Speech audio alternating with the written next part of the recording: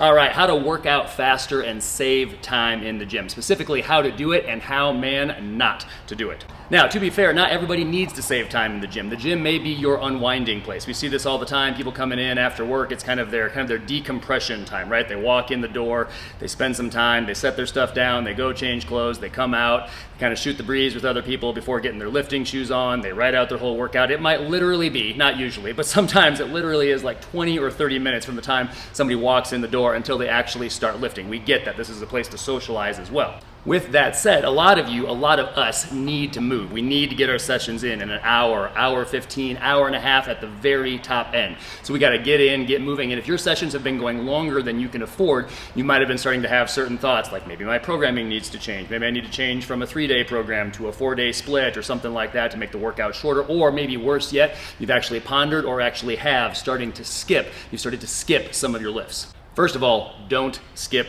lifts ever. Man, that is a slippery slope. You show up, you do the lifts, right? You put on your underwear and your socks in the morning. You also better put on pants and a shirt. You show up to squat and press. You better do your deadlift too. Do the program. And it's very possible that you might need no changes at all to your programming. You might just need to make some changes in how you go about your session. There are a couple of ways to do this, but let's first cover, man, how not to do it. Number one, don't skip your warm-ups. Your warm-ups job is to get you ready for the work weight. Don't skip your warm-up.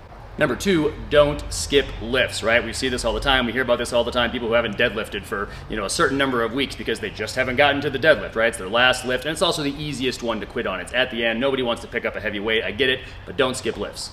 Number three, resting less between your work sets. Remember, the work sets are the sets that you need to rest for. So no, I'm not saying you need to rest 10, 11, 12 minutes or something like that, but you also can't be resting 2 to 3 minutes or something like that when your work sets have gotten heavy. You've got to take the appropriate amount of rest between your work sets. The work sets are not where you save time.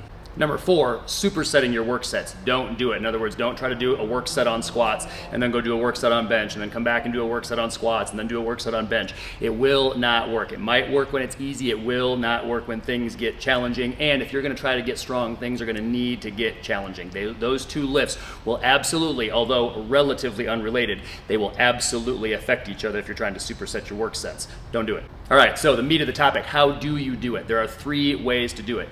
Number one, don't rest between your warm-up sets. So as you're warming up, the act of just changing the weight will be enough rest between the warm-up sets. Remember, they're warm-up sets, they're not that heavy. So simply do the warm-up set, do your empty bar for 2 sets of 5, and go grab your 25-pound plates, put it on there if you're doing 95 next on the squat. Do that set, then take those off, put on 45-pound plates for 135, do another set. You get the idea. You don't need to rest between your warm-up sets. The act of changing the weight is the rest. When do you need to rest longer? Well, you need to rest longer after your last warm-up set because now you've got a work set coming up. And of course, you need to rest an ample amount of time in between work sets. So basically, anytime you've got a work set coming up, now you've got to make sure you've got enough rest.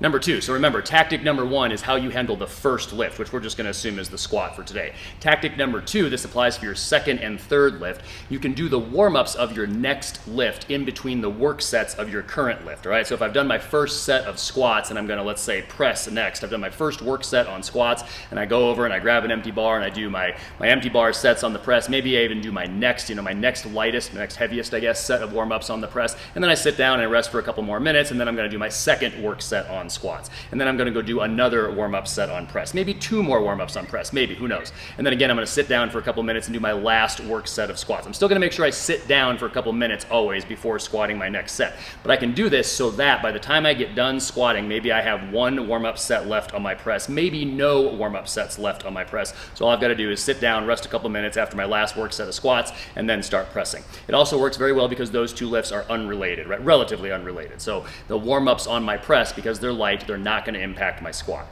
And it's okay if my squat impacts my warm-up sets on my press if it makes them a little harder than normal because they're just that. They're just warm-up sets on the press. They're not that hard anyway.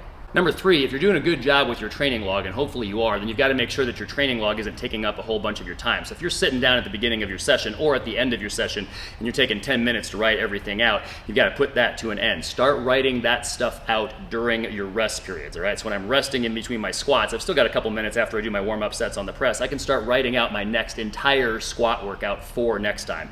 Likewise for the press, likewise for the deadlift. You get the idea. So those are the tactics to use. As always, we hope this helps you get stronger and live better.